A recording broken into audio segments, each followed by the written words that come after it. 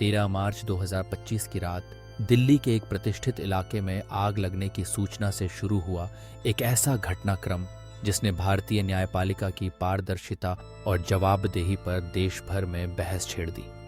Delhi fire service के कर्मचारी जब जस्टिस यशवंत वर्मा के सरकारी आवास पर आग बुझाने पहुंचे तो वहां एक स्टोर रूम में करीब 1.5 फुट ऊंचाई तक जली और अधजली करेंसी की गड्डियों का ढेर मिला। शुरुआती अनुमान करीब 15 करोड़ रुपए तक पहुंचा। हालांकि इसकी आधिकारिक पुष्टि अभी बाकी है।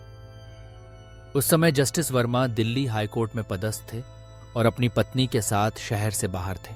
इस सनसनीखेज खोज के बाद भारतीय न्यायपालिका में अभूतपूर्व हलचल मच गई। मामले की गंभीरता को देखते हुए तत्कालीन मुख्य न्यायाधीश संजीव खन्ना ने 20 मार्च 2025 को एक उच्च स्तरीय इन हाउस जांच समिति गठित की, जिसमें 3 वरिष्ठ न्यायाधीश शामिल थे।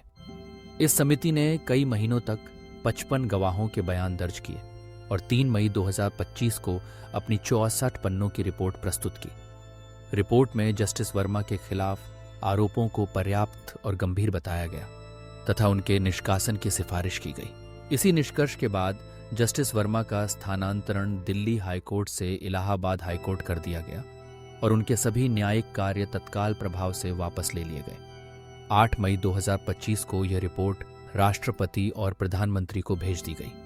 संभावित महाभियोग की आशंका में जस्टिस वर्मा ने सुप्रीम कोर्ट में याचिका दाखिल की, जिसमें इन हाउस जांच प्रक्रिया की संवैधानिकता पर सवाल उठाए गए।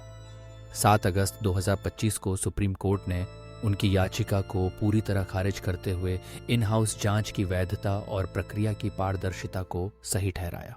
इसके बाद 12 अगस्त 2025 को लोकसभा अध्यक्ष ओम बिरला ने न्यायमूर्ति वर्मा के खिलाफ महाभियोग प्रस्ताव की जांच के लिए 3 सदस्यीय संसदीय जांच समिति का गठन किया।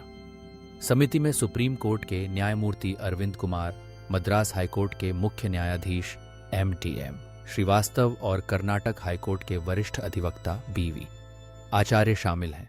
इस समिति को न्यायमूर्ति वर्मा को सभी साक्ष्य उपलब्ध कराने, गवाहों से जिरह की अनुमति देने और कानूनी प्रतिनिधित्व का अधिकार देने जैसे व्यापक अधिकार दिए गए हैं।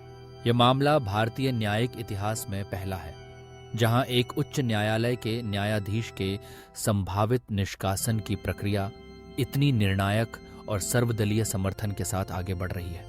देश भर की निगाहें इन कार्यवाहियों पर टिकी हैं, क्योंकि अब यह मामला सिर्फ एक व्यक्ति का नहीं, बल्कि पूरी न्यायिक व्यवस्था की साख और पारदर्शिता का प्रतीक बन चुका है।